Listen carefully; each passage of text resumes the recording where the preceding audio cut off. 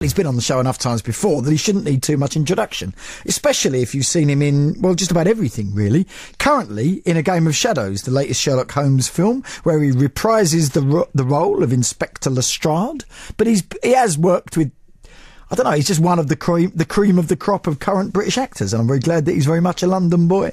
And he's now a listed Londoner, Eddie Marsan. Eddie, welcome to BBC London. Thank you, it's an honour to be here. Thank you, sir. And I know you're one of those people who's been very nice, who's been waiting for this. And, yeah. And it's the last one of the year, so this is a special one. Loads of my mates have done it, and I've had the right underwear. Well, you've done it now, so you can hold your head up high in the actors, whatever it is, or wherever you guys hang out. Let's look at Lestrade for a bit.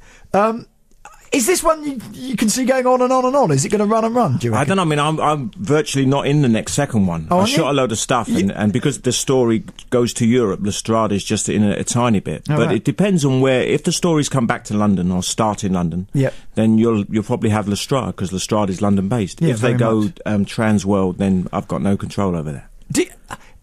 Doing something like that, did you grow up with Sherlock Holmes? Did you know all of those stories? Yeah, I knew I used to watch the Basil Rathbone on a winter's afternoon and sit and watch them. And I knew of Lestrade, and my main research for playing Lestrade weren't the books. There's great books of Lestrade. Is there? Yeah, there's great little novels of Lestrade. Oh, I didn't know that. Where he's a terrible malaprop, and I thought, my character of Lestrade was based more on that than it was based on the books. Because you don't want to make him too bumbling, I don't think. Do you know what I mean? No, we had an idea when we made Lestrade with Robert. We had an idea that Lestrade was a very intelligent man, but he was an old-time copper. Yeah. I'll give you a clip round the ear. He was a man of the 19th century, and Sherlock Holmes is a man of the 20th century, and because it's on the cusp of those two centuries, that's what those two embody, really. Right. Now, you just told me that you're working on something which sounds quite extraordinary. Yes, Snow White and the Huntsman. Tell me more. Well, Kristen Stewart is playing Snow White, and Charlize Theron is the Wicked Witch. Right. And Chris Hemsworth, who played Thor, he's playing the Huntsman. And there's me, Bob Hoskins, Ray Winston,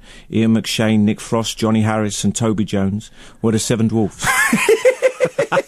Now, can I point out that Bob Hoskins ain't a tall fella, but none of you are particularly, diminutive.